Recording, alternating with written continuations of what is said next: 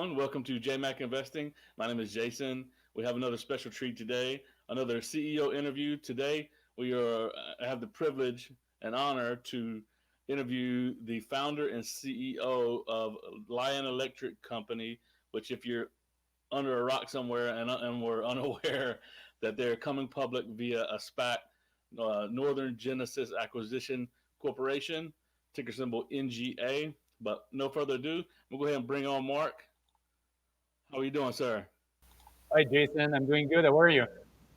Welcome to the show. Thank you for coming on. Thank you. Thanks for inviting me. Yes, sir. From through my research, it looks like you've been with the company since day one. Is that correct? Well, yes, absolutely. I started, from a blank sheet of paper. Jason saying, we will do something that will change the world, and that was back in 2008. Yep. Right. So, was your plan in its infancy to produce electric vehicles, or did you was it like a hybrid, or did it just start fully electric vision? Honestly, I didn't know back then. In 2008, I wanted to change the world, as I was saying, but starting with the kids, and within the next few years, we were able to do a lot of analysis and testing on the technology, and I can give you more details later. But then we decided to go all electric. So electric was not part of the game day one, but it became in 2010 though. Got you. And when did you roll your first vehicle off the production line and put it in put the keys in the customer's hand? What year was that? That was in 2016. And maybe Jason, if I maybe just can take a step back and tell you why we've decided to start with the kids, basically because we wanted to change a lot of things in the heavy duty transportation. And you probably know that underneath the school bus, we have a Class 7 truck chassis. And we've decided to start with the kids. And, those kids are being every morning, they are still, taking those diesel, most of them are diesel school buses. And we had to do something about this. And I call this like a little bit like the 1-2 punch. And the one punch was that, we're going to the market with a very innovative product that the operators will be accepting, and then we'll see what kind of technology we need to put into those buses. So we started with a wider body, a body that will not rust as well. So most of it is made of fiberglass composite. And in 2011, we sold there's those first units, which were diesel units, and there was a very good acceptance from the operators, and they knew that Lion was everything about innovation. And then we looked at the technology, but that was in 2010 that we started looking at the other technology, even before we sold the first units. And we looked at propane, we looked at CNG, and those technologies, as you know, they are, our real goal, was to save on greenhouse gas emissions. And we were only saving like 30%. And then we've decided to study, the electrification, and then decided to go all electric. And so we made that decision in 2010 with the goal that by 2015, we will be able to sell only all electric buses. And keep in mind, Jason, you probably remember in 2010, most of the people didn't know even, what Tesla was. Exactly. Yeah, so that was a big decision. But also, you were asking me when we started selling our first EV. That was in 2016. That was in Canada, but right after we started selling in the US. And that was great because that was the beginning of a lot of electrification policies everywhere in the United States and everywhere in Canada as well. So somebody, had to do it and go to the market, with electric buses. And this is what we did in 2016. Yeah, well, when you look now, it's 2021, so that's even putting the keys of an electric vehicle customer's hands in 2016 is quite a feat. It's quite an accomplishment when you look back on it now, because some of the other EV players, even like Fisker Inc. They started way back before, and he talked about his struggles with the technology, with the battery technology back then. There really wasn't any, and now all these other players are kind of riding on the coattails of some of the innovations that companies like you worked out through some of the issues. You're absolutely right, Jason. I mean, there's so many things you need to go through, and this is why, when I'm hearing people thinking that, when they make that decision of going electric, then within a year or two, they will have reliable electric trucks or buses or even cars. I mean, this is just, not possible. I mean, we sold the first units in 2016. We have over 300 units on the road right now. We have over 6 million miles driven. So obviously we learned a lot, I mean, throughout those years.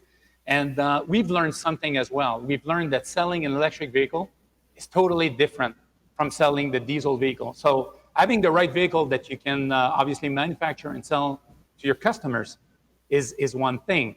But then how you sell it, I mean, is key as well. And one example is that, we've put together a group called Lion Energy. And Lion Energy, I mean, can, assist the customer from A to Z, so that the customer can make the right decisions.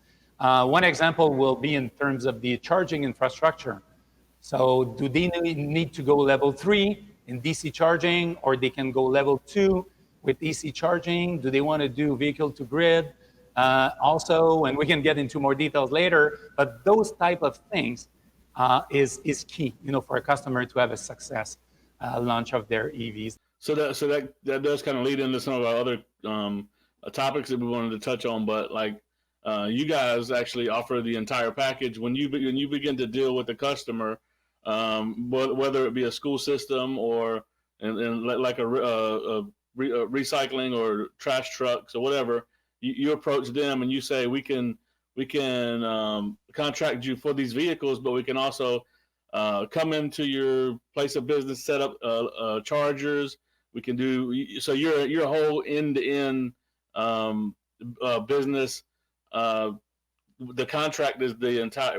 Like you're saying, it's very customizable, and it's if you're there to meet the needs. Correct? Absolutely. Jason, those guys are experts in their field of operation, and they're not electric experts, and nobody is asking them to become electric experts. And so we can take care of all of that for them. We work with them, we assist them. Charging infrastructure, we even in terms of financing, I mean, trucking as a service, busing as a service as well. I mean, we can find them, the financing, the leasing of the vehicles, but also, it could be the leasing of the charging infrastructure. Trucking as a service, busing as a service is really, where what a lot of the fleets are asking for. Excellent. And it seems like you guys are partnering just about with everyone. I'm seeing partnerships with Romeo Power. Even one that I haven't heard many people talk about is the, and I don't know if maybe you could touch on it, the deal with ABB charging. And that was a couple years ago, but not many people talk about that one. And then also ChargePoint and Blink. So you pretty much, you have a vast array of offerings that you could offer to customers, right? Absolutely. And Jason, partnerships are great as long as they are smart partnerships. So we do not partner in everything, but we do have, very selected partners. And you mentioned some of them. You're absolutely right. I mean, let's talk about the batteries maybe for a minute. We have 3 sources for the batteries right now. And one of the challenge in the EV space within the next few years will be the availability of those batteries. And this is a very big challenge. And we at Lion, we needed to make sure that we de-risk this challenge. And one way to do that was, in this agreement, in fact, this partnership, I should say, with Romeo Power. We like the technology of Romeo Power. We like the management team as well. And we feel, that they will be able to be a great partner to Lion for many years. We also have a supply agreement with BMW. So we are buying the BMW i3 batteries that we are coupling together to use them in high voltage on some of our trucks. And we also manufacture our own batteries. And we've been doing this for many years. We are starting from the module that we are buying from a third party, and then we're building everything around it. Throughout the years, I mean, we developed the battery management system, the BMS, and also the thermal management system, the BTMS, with our cooling system, our heating system, the whole thing to make, the Lion battery pack. We are doing this as well, and you probably saw in the spec information that we will be investing about $170 million in our battery factory. And this is basically to go to the next level. And the next level is, instead of buying a module from somebody else, we will be building and developing our own Lion module. Well, and that facility is already, the location of that one's already selected, right? The battery facility? Well, I mean, we have an option on a piece of land, very close to the factory right now, and we will be making that decision within the next few months.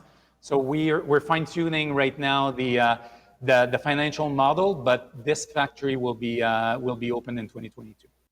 Right. And so of your battery selections that you have there, the Romeo Power, the BMW, and the ones that you build in house, the ones you build in house were for your existing trucks, and then you're trying to stay ahead. Is that what the deal is, by getting with these other partnerships because I know you're looking to expand your fleet with other models, with all these new models coming out in the next couple of years. Is that correct?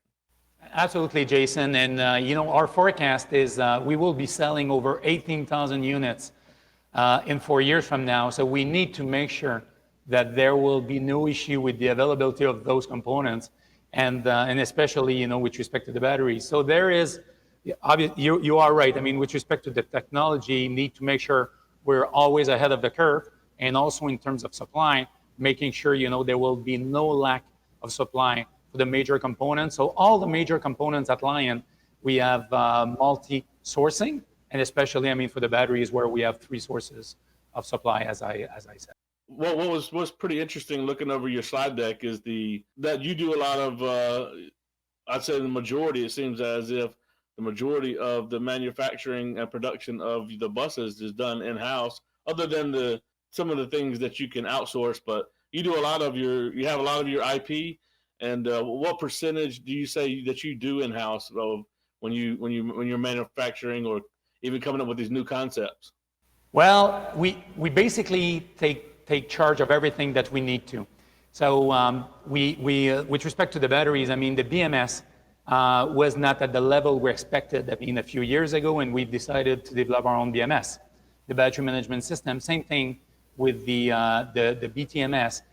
We've also developed, our gateway when we are using low voltage batteries like the BMW i3 batteries. Almost all of the software we are using our Lion software as well. And a big piece of the IP is also, in the purpose built. You probably heard me say before that, everything we're doing is purpose built to be electric. So we do not do any retrofit. We don't believe in retrofit. This is not part of our DNA.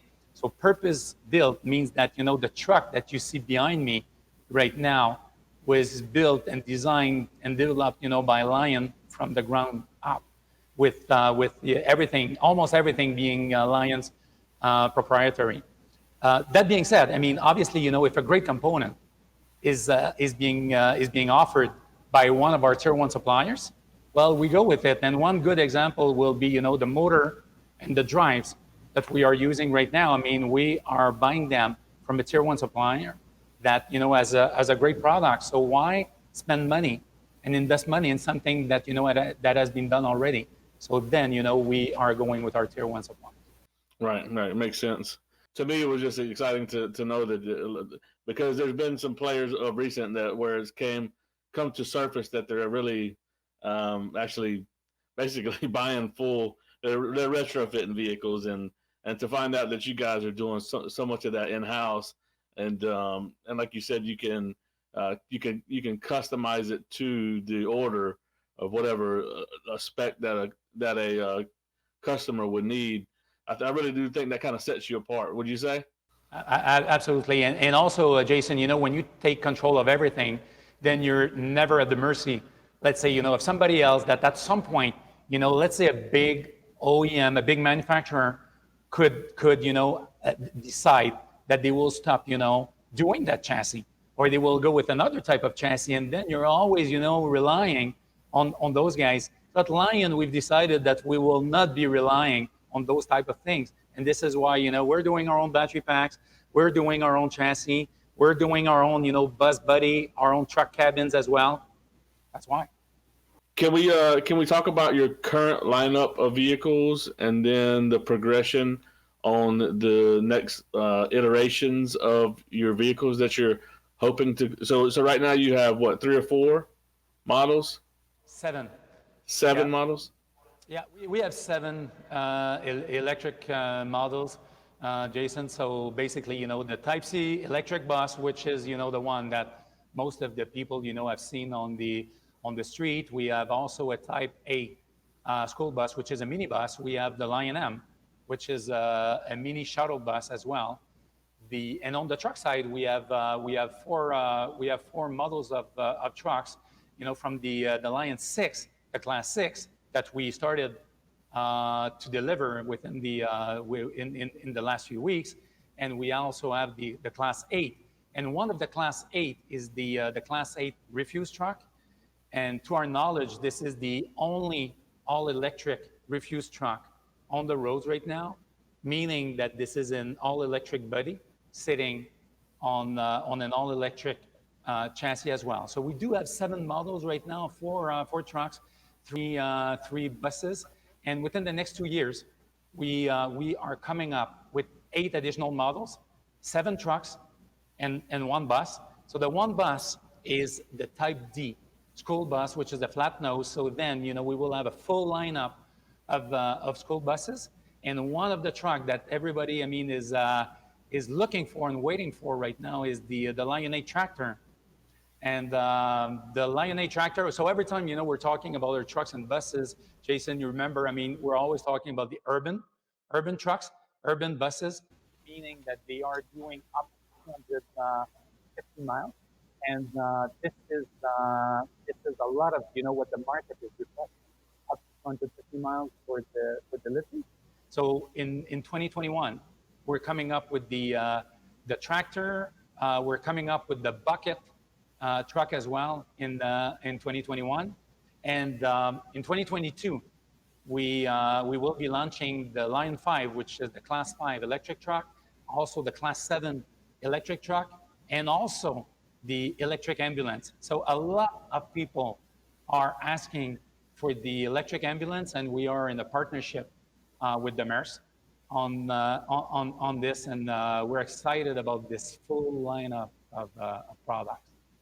Yeah, that will be probably the first of its kind too, an electric ambulance. Because I know there's some retrofitters of ambulances, but that would probably be the first of its kind as well, right? Oh, absolutely, Jason. And I can tell you, this one is not a retrofit like everything else we're doing. Right.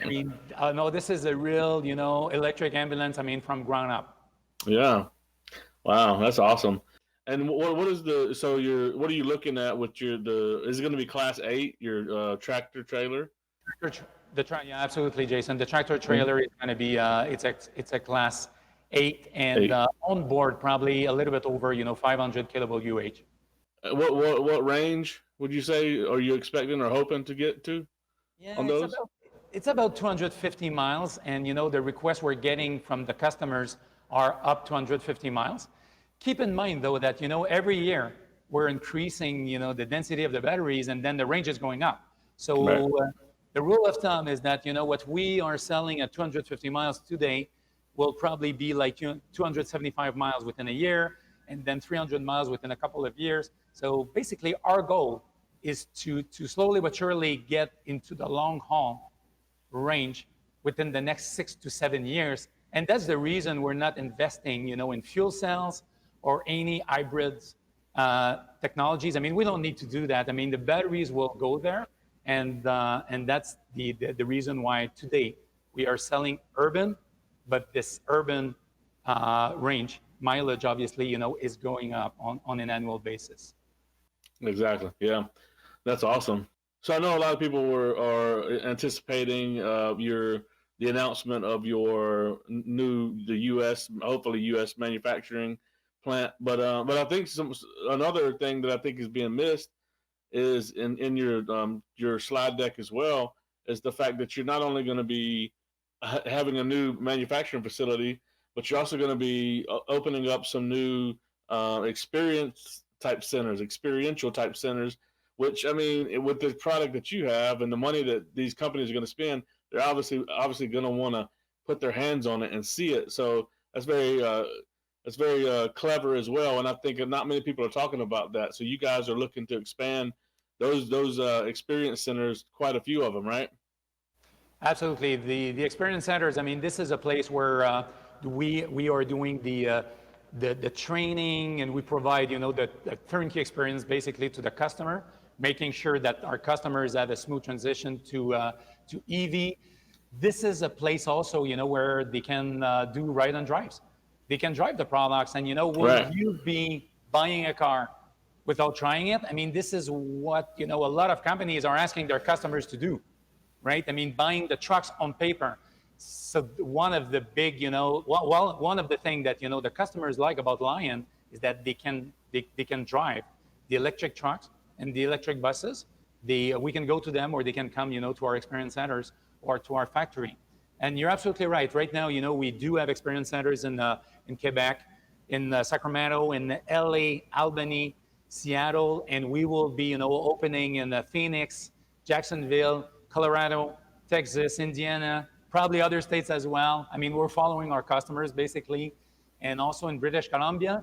And you said it at the beginning, one very exciting news will be, this factory we will be opening. Right now, we have a manufacturing capacity of 2,500 units a year, which is good. But we will be adding a manufacturing capacity of over 20,000 units a year. And this factory, we will be opening this one within the next 2 years. And right now, we have a short list of 3 states, Texas, Illinois, and Michigan. And we will be making that announcement within the next few months. All right, that's awesome. That's awesome. Yeah, well, I was excited too to know that because I know I began reaching out to you and before Christmas, and then just schedules didn't work out, and then but then I was very happy that the Amazon news broke. That way that we could talk about it. Because I mean, obviously as a retail investor, I didn't know about it, but everyone was wondering what that one slide in your slide deck was. Who is this other customer, right? This unidentified customer. And then you filed your SEC document. And I don't know if you talked about it in the Benzinga interview, but because I did watch that, a little bit of that, but I didn't stay for the whole interview. But I mean, look, this is super exciting. I'd love to hear you talk a little bit about this deal. I mean, since it is now public knowledge, what does this do for you guys partnering up with Amazon? Well, it's good for Lion Electric, of course, and it's good for them as well. I mean, they've decided, I mean, to go with Lion Electric. So basically, this is a deal for the purchase of Lion 6 trucks and Lion 8 trucks. So it's a mix of Lion 6 and Lion 8. And this is, for the delivery of up to 2,500 units over the next 5 years. So it's a maximum of 500 units per year to make sure that we have, capacity for all, the other customers as well. But up to 500 units a year for the next 5 years with Amazon. This is awesome. Absolutely, yeah. That's really neat. There was definitely breaking news when that came down. So, well, Mark, I really appreciate you. We're up about 25 minutes or so, and I think you've answered all the questions I have. So, any last things that you want to address or talk about to the audience here before we go? Well, no. Well, Jason, thank you very much. I mean, for your time. I mean, I appreciate what you are doing. You're giving a lot of information to the people. We like that. We like things, I mean, to be always, straight open. We are real. This is a real business. It's not, a business plan on paper.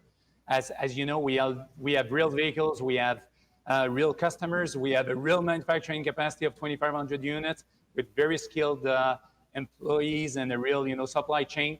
So no, I love what you're doing, and I like to share, the real information. I appreciate it. I really do. Yeah, and if you guys have any swag, I'm usually wearing a hat and a t-shirt. So if you guys have any swag, I'd love to get my hands on it and get something out to my audience. So let me know if that's something you can come up with. All right, Mark. Well, I sure appreciate it. Thank you for coming on. Thank you very much, Jason. Take care. All right.